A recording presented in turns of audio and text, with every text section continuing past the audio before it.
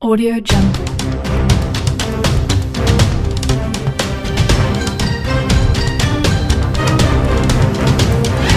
Audio Jungle.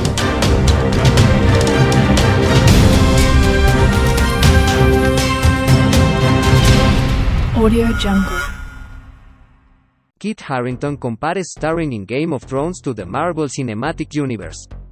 Though Harington will be joining the MCU as Dane Whitman in Eternals, he is currently better known as Jon Snow, the bastard son of Rhaegar Targaryen and Lyanna Stark, who goes on to join the Night's Watch and is eventually crowned King of the North later in the series. After airing its finale episode in 2019, HBO's adaptation of George R.R. Martin's popular fantasy novels regularly ranks among the greatest series of all time despite its controversial ending.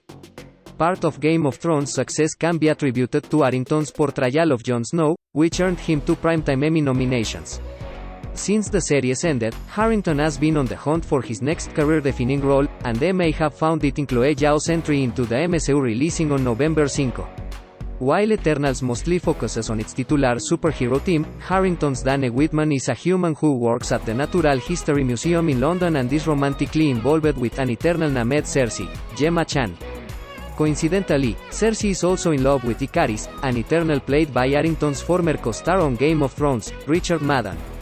In a recent interview with Variety, Kit Harington talked about how Game of Thrones, possibly the biggest show of all time in terms production value, helped him prepare him for the MCU, the biggest film franchise in terms of net gross. The two are different beasts, Harington says, especially since I got to flex his comedic muscles a bit on Eternals. Read what I had to say below. Nothing really, majorly surprises me after going through those 8 seasons of Thrones. It was as big as anything gets by the end, as far as scale goes. But moving into Marvel, it is a different beast, in more subtle ways than you'd imagine. What I like about the difference for me about these two things is I get to have lightness of touch in this, which I think is really important. It's what I really loved about the Marvel movies, those little moments of kind of lightness, comedy, in amongst everything. And I saw a few opportunities for that with this character. Having played a majorly central part of a different show who was not comedic or light in any way whatsoever, not being the center of attention in this show and playing something that's a little lighter was kind of fun. Harington was a completely unknown actor when he was cast as the bastard boy Jon Snow in the HBO show, and even likely could not have imagined the massive phenomenon it would become. Games of Thrones was many things, but it wasn't comedic or light very often, with Harington's character having an especially rough go at it amid the frigid temperatures at the Wall and later having to go through hell to take back his home Winterfell and defend it from a horde of White Walkers. Harington would be hard-pressed to find a better crash course than Game of Thrones to prepare him for the scale of the MCU. The HBO show focused on many characters across its vast world, but Jon Snow very much became a focus during the later seasons.